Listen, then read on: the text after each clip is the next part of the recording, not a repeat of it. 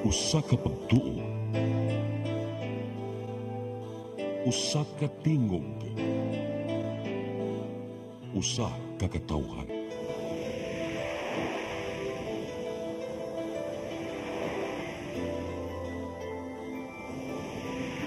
Cebu Catholic Television Network.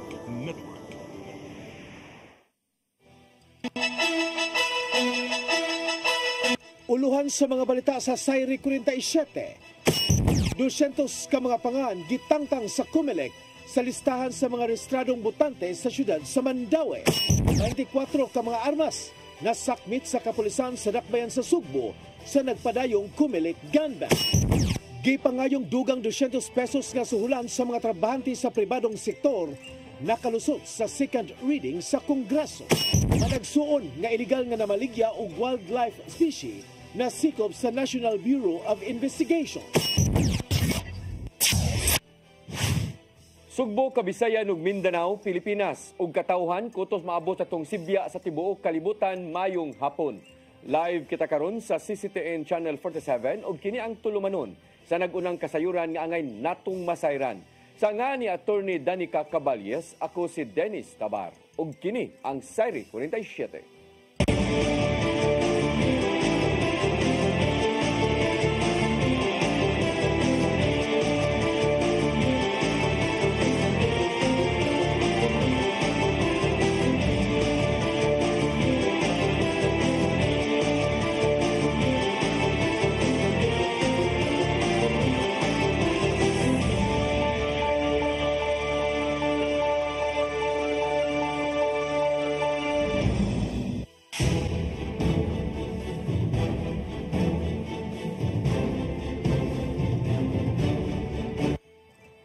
O karon sa kumpletong detalye sa atong mga balita, moabot sa 200 ka mga botante ang gitangtang sa Commission on Elections sa listahan nga mga nagparehistradong botante sa syudad sa Mandaue.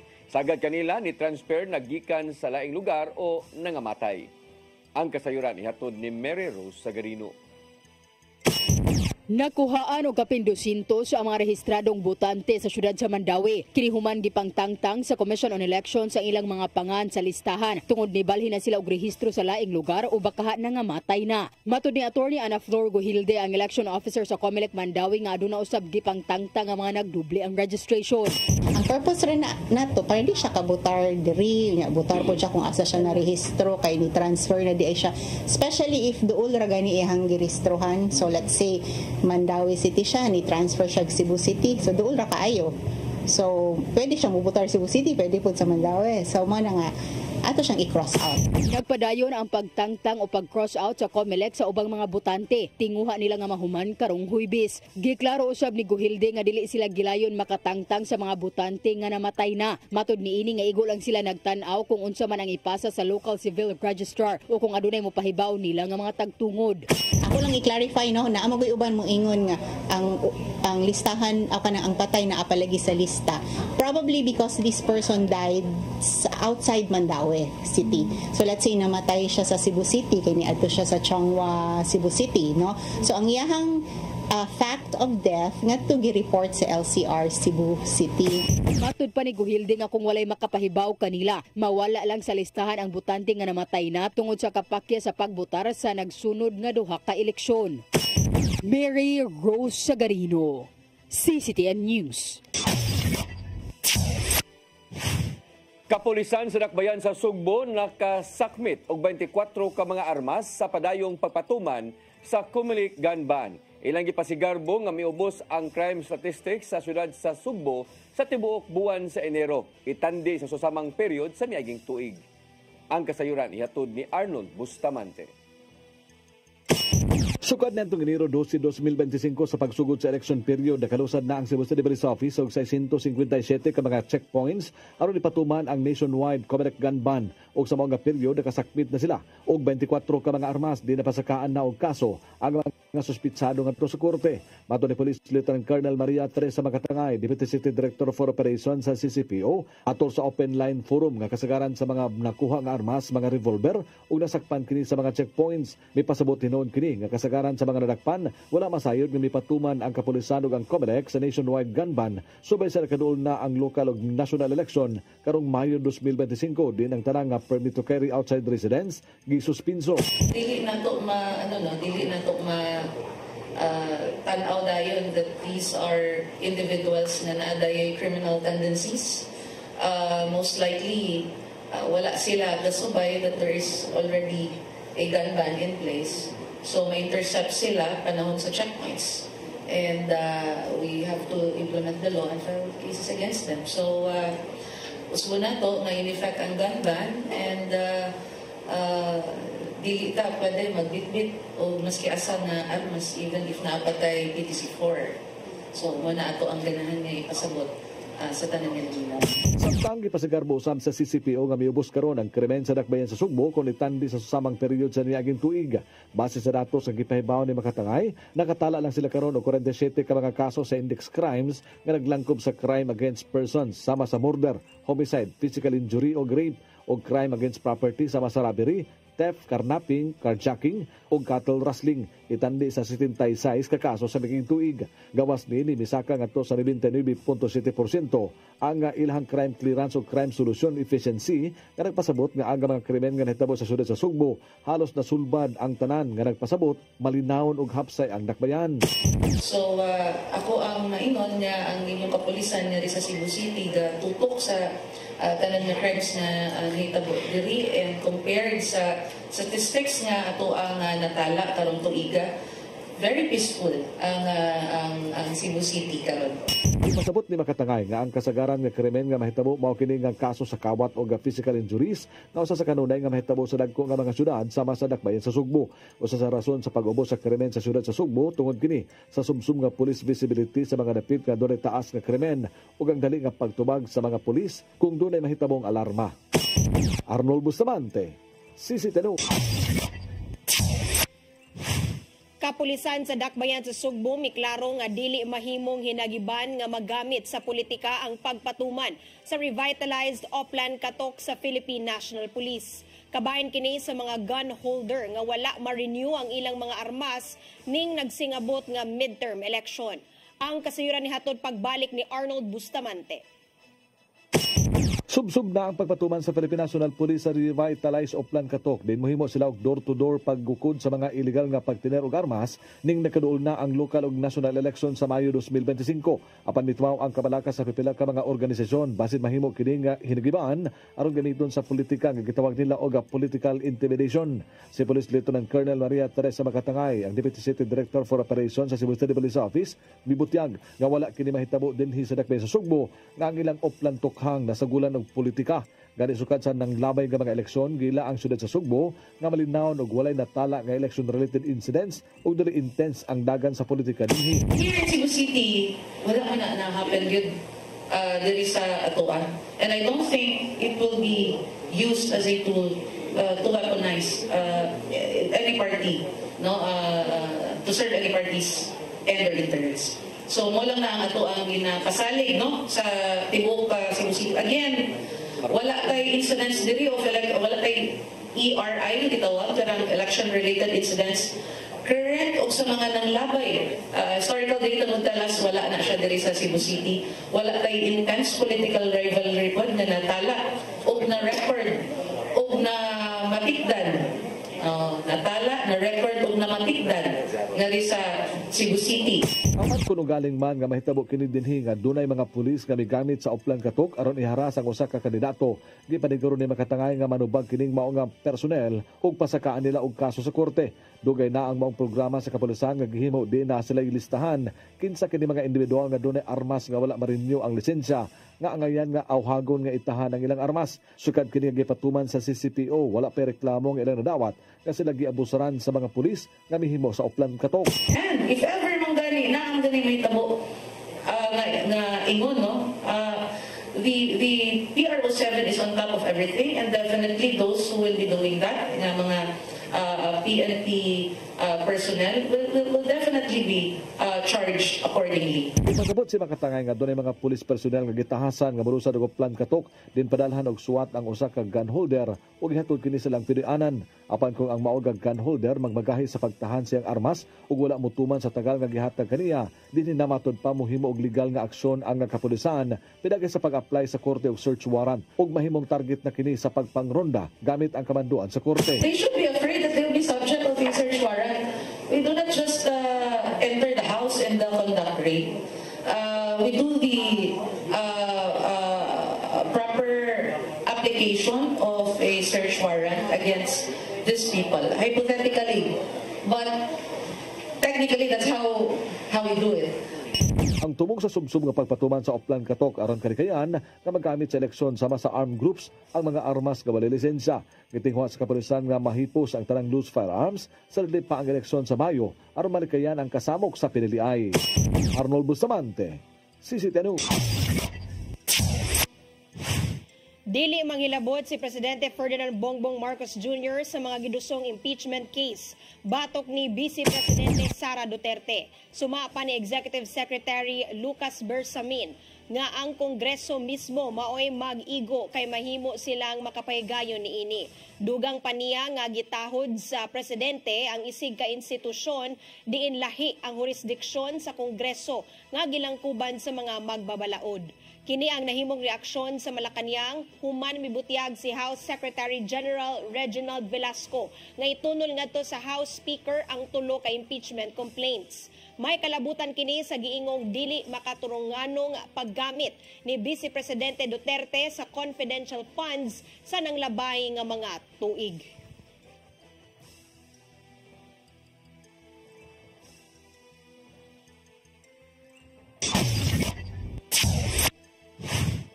Samtang sa laing balita, political critic ni Mayor Ahong Chan nga si Humphrey Elvera mitahan ngadto sa kapulisan sa Dakbayan sa Lapu-Lapu human nalutsan og warrant of arrest sa kasong cyber libel niadtong milabay nga semana. Giangko ni Elvera nga wa usa siya mitahan tungod sa kahadlok human nga walay ikapiyansa ang usa ka warrant nga una nang nigawas. Ang kasayuran ihatod ni Cristel Joy Felerca.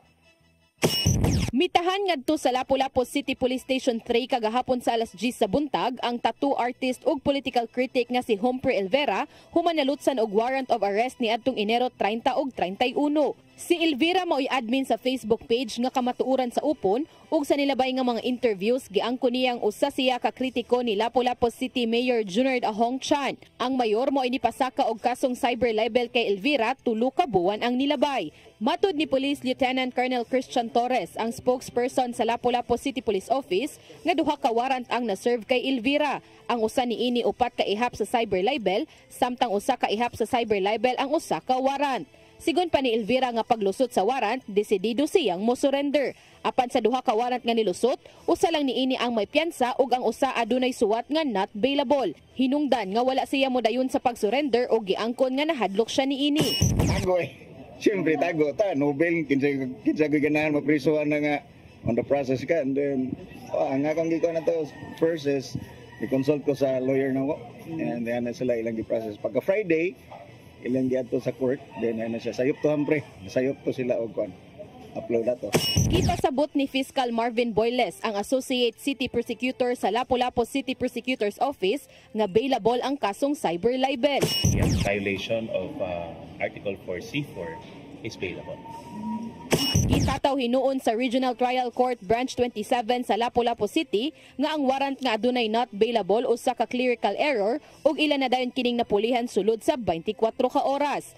Matag ihap sa kaso ni Elvera adunay piyansa nga tag 48,000 pesos. Giproseso sa iyang abogado ang iyang piyansa kagahapong adlaw apan naabtan kini og cut-off hinungdan nga natanggong pa siya sa detention facility sa LCPO hangtod karong adlaw.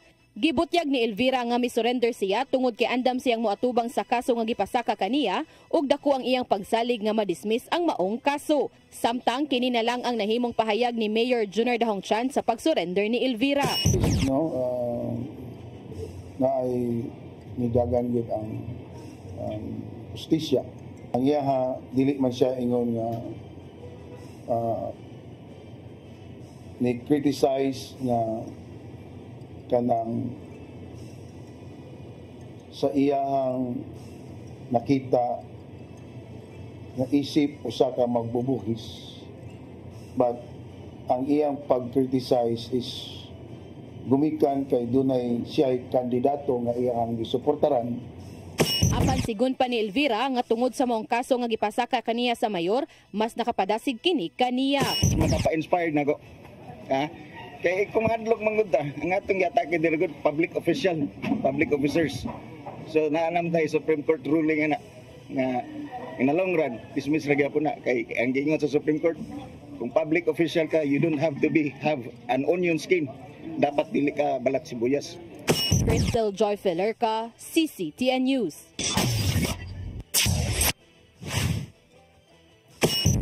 Mosunod, gipangayong dugang 200 pesos nga suhulan sa mga trabahante sa pribadong sektor nakalusot sa second reading sa Kongreso. Kana og daghan pa mga balita sa pagbalik sa Sairi 47.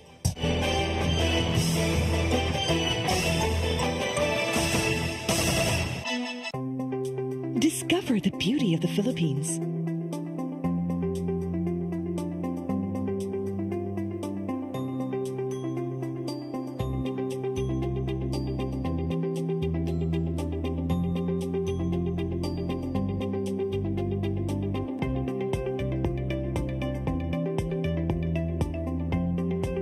With Philippine Airlines, the country's flag carrier.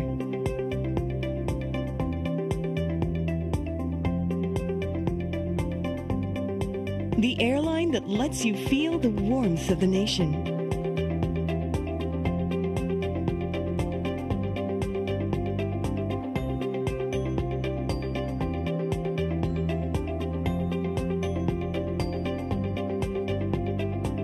Mabuhay!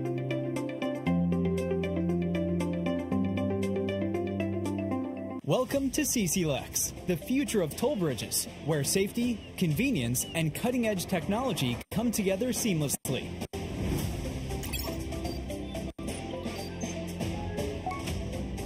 Cebu-Cordova Link Expressway is your state-of-the-art modern toll bridge, a true marvel of engineering, where its towering beauty meets functionality, redefining your travel experience.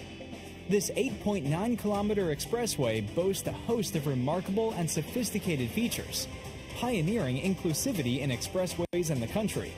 Our commitment to quality is unwavering. The road surface of our toll bridge is engineered to perfection, providing a smooth and comfortable driving experience.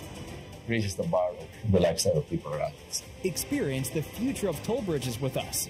Safety, convenience, and exceptional quality await you. CCLEX, your bridge to a better tomorrow.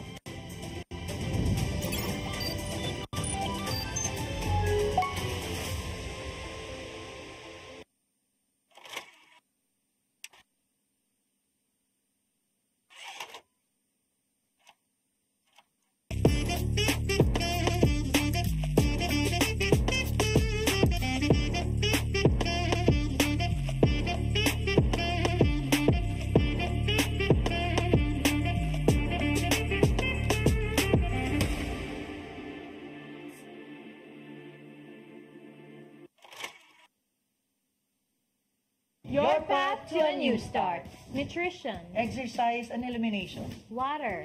Sunlight. Temperance. Air. Rest and recreation. And most of all, Trust in God.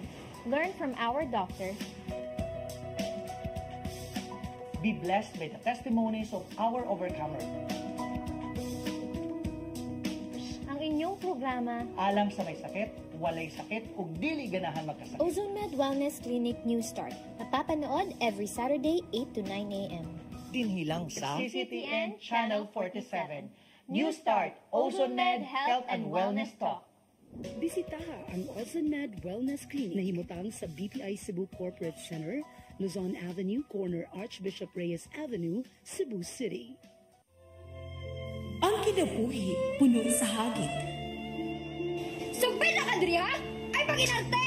Pagdita ka! Puno sa pangutana. Bata pa ganito kayo? Nagpuyab-puyab na ka? Kinsa man ang mga Sakitin ako din ay karoon ng kinsa. Kung sibuti mo'y pasabot, Daddy. Puno sa luha. Pagpili pang ako nga imong anak o kanay imong mga babae. Kasuko.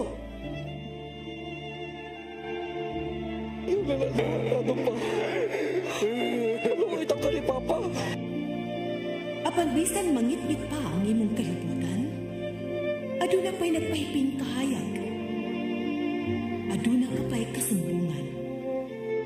Mga laman, hanap na. Dear Tatay, Tunog na unlot na. Nganong handungan. Wailaing pagi aron masabtan nato ang Biblia. Kinahanglan nga doon na tayo relasyon kang Jesus. Hangtod sa layan natong panaguban, daghang salamat. Shalom. Tunog na unlot na.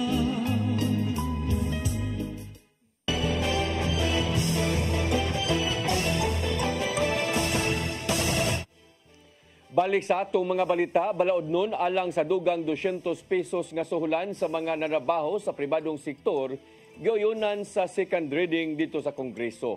Taliwa kini sa kabalakang naangkon karon sa grupo sa mga magpapatigayon. Ang kasayuran ihatod ni Gian Navarro.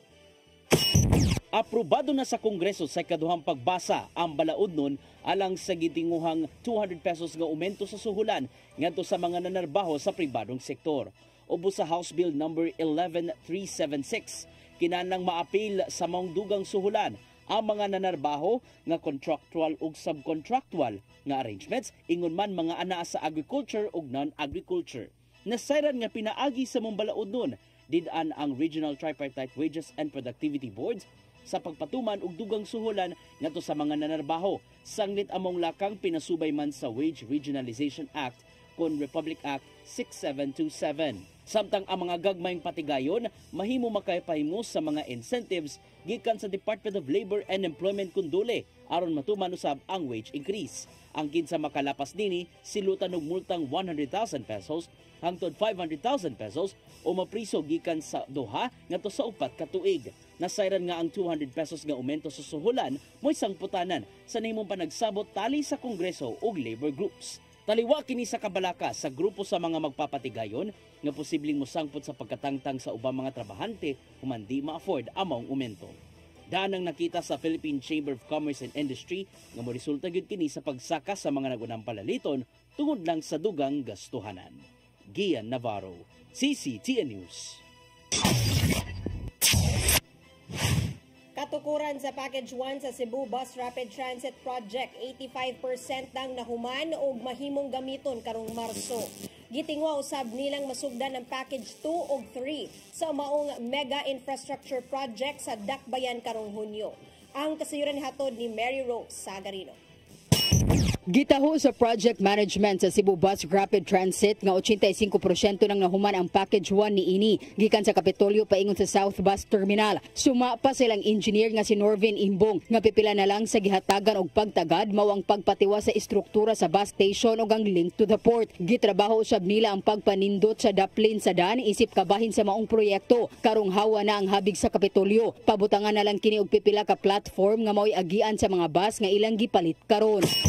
Target is kining March 5 kay mo ikuan nga sa contractor nga March 5 ang ilang gitatag nga kuan do depende maguni kay do na mangoy mga trabaho nga mo-claim ang contractor nga og extension tungod ani nga trabaho kay wa matrabaho at a certain time nga nay problema.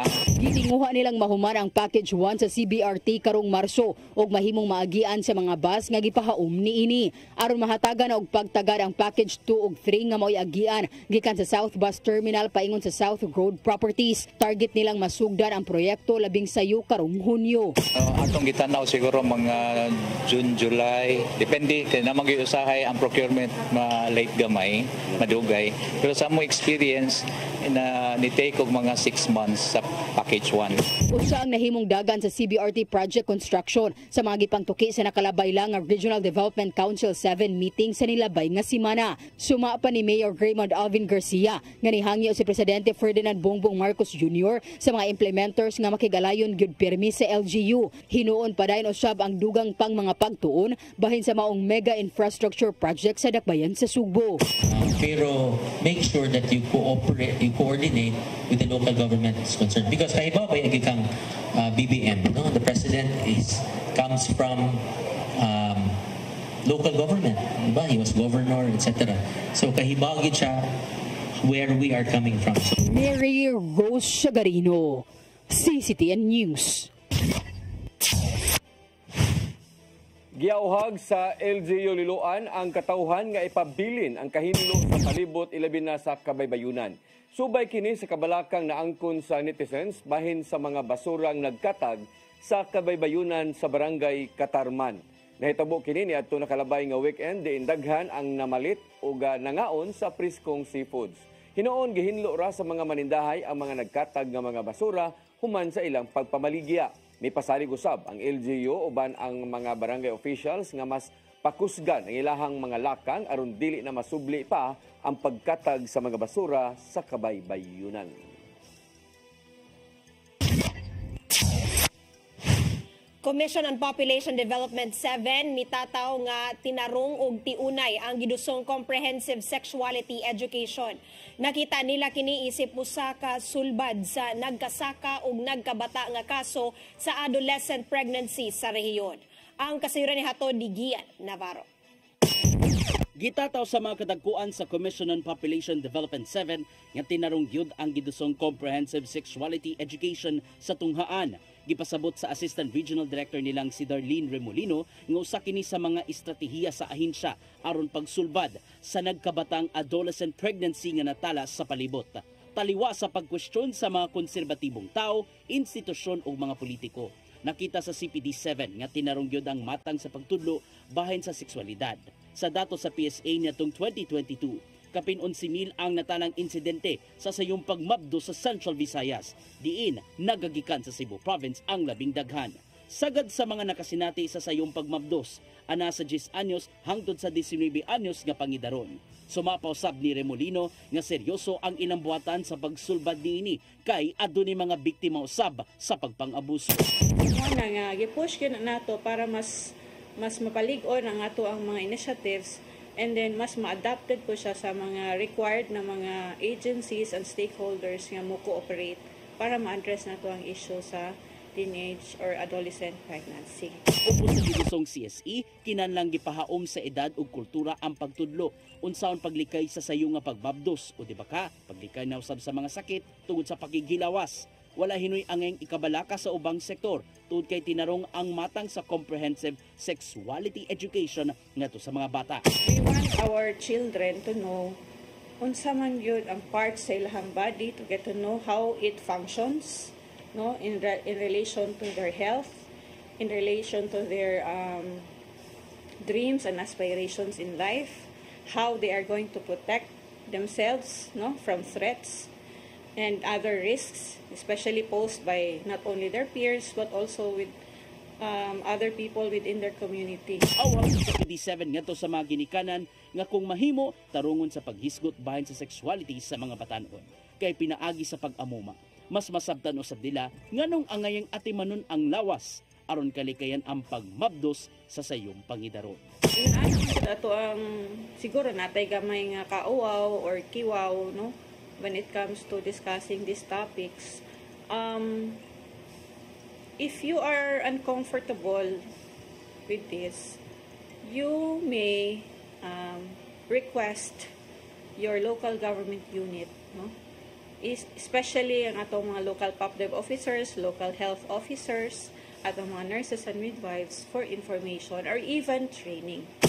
Navarro, CCTN News.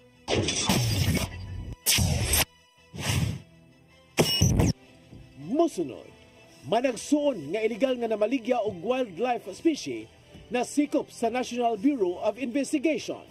Kana og daghan pa mga balita sa pagbalik sa Sayri 47.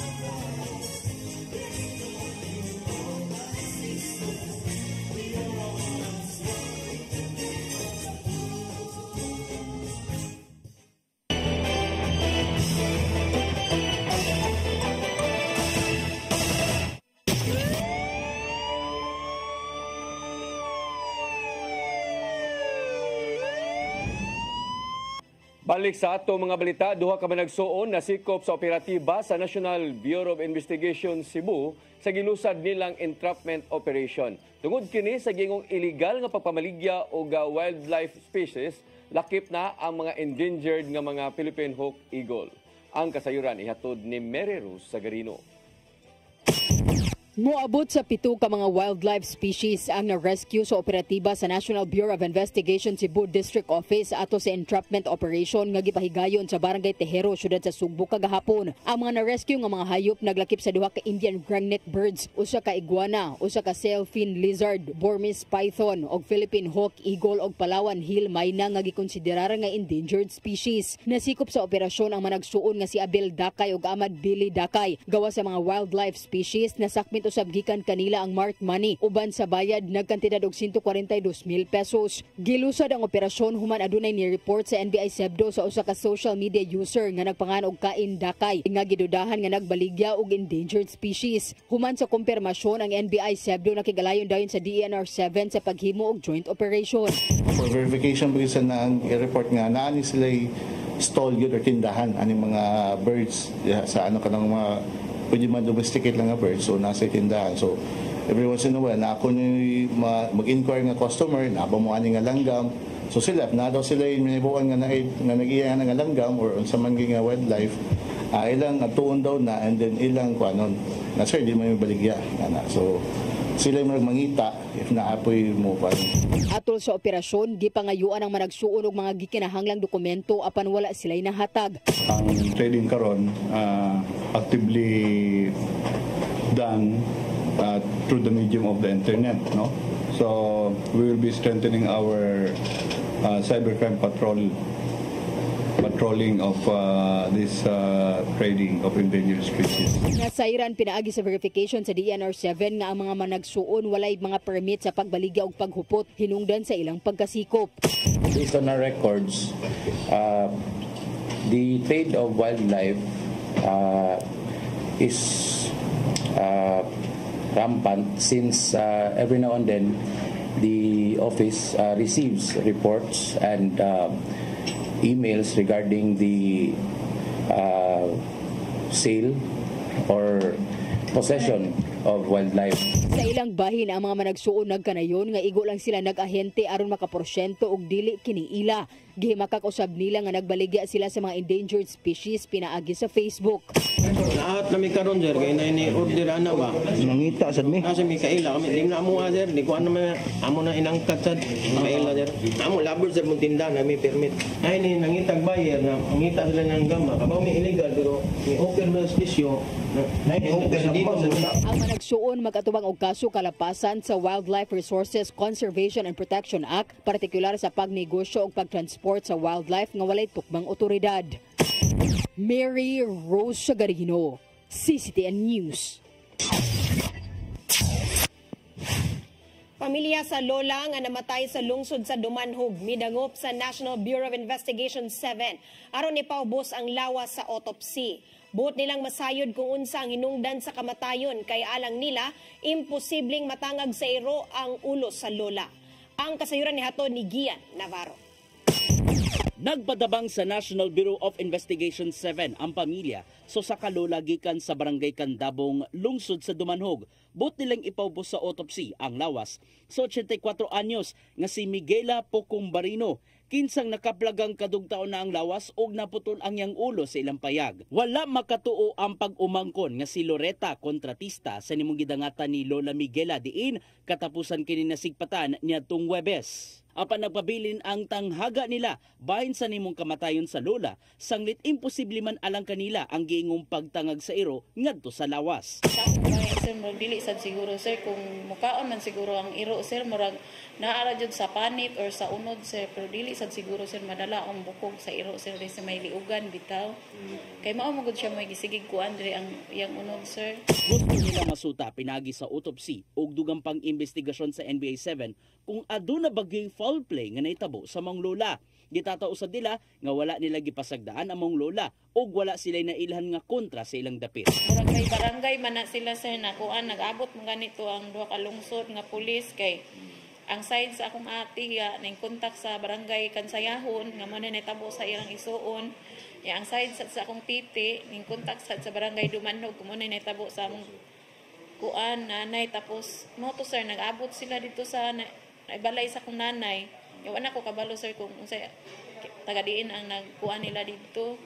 Hinuon ang tamang NBA 7 alang sa request sa pamilya tungod kay libre man ang pagpaubos sa autopsy sa patayng lawas.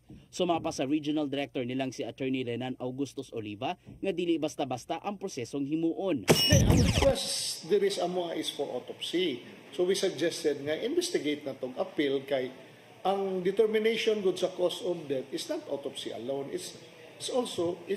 It is part of the investigation. So ang ilang investigation mo bitong mangayo mig result sa ilang investigation ug sa SOCO para magyahan ta. Hinuon ang mamahimong sayon ang pagsusi sa NBA 7 sa higayong makakuha sila og kopya sa nimong investigasyon sa kapulisan isip giya. Karong masugda na pagpatuman sa request, gilauman sa pamilya ang kapahulayang dayon sa lola o kalmado nga pangunahuna sa mamahimong sangputanan sa investigasyon. Kay kuan sir, normal ra ang iyang pagkamatay sir kay atake siya sir. Ano nabulag ang iyang ulo ug ang iyang lawas, layo ra man sa iyang ulo pagkalagpot kay iyang lawas naman sa pultahan. Navarro, CCTN News.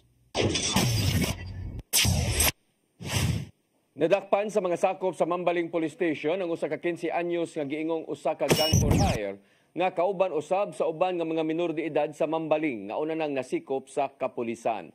Ang pagkasikop sa baong minor de edad subay usab sa nitabong pagpamusil niadtong Pebrero 2 sa may sitio Riverside, Barangay Dulho, Fatima.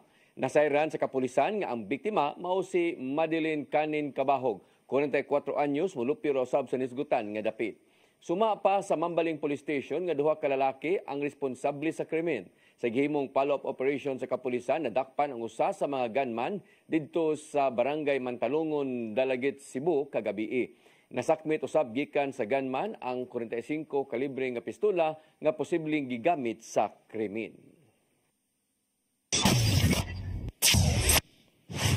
Nasakmit sa kapulisan sa Lapu-Lapu ang 200 gramos nga gidudahang shabu sa usa ka bagong inila nga high-value individual sa gipahigayong buy-bust operation sa sitio Kapaping, Barangay Basak, Lapu-Lapu City. Ang dinakpan giila nga si alias No, 32 anyos, tagalungsod sa San Remigio apan kasamtangang nagpuyo sa Barangay Basak. Nagkantidad og kapin 1 ka milyon ka pesos ang ilegal nga drogas nga nakuha.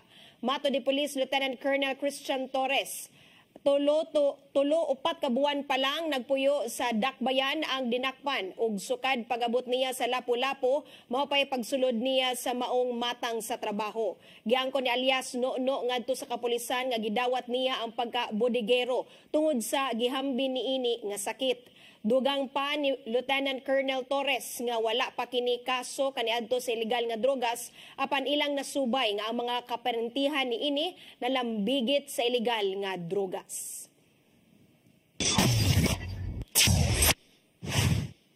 Mao kadtong naglangkob sa atong mga balita sa Sayre 47, ako si Dennis Tabar. Ako si Danica Caballes, hangtod ugma sa inyong paboritong tulumanon. Sayre 47.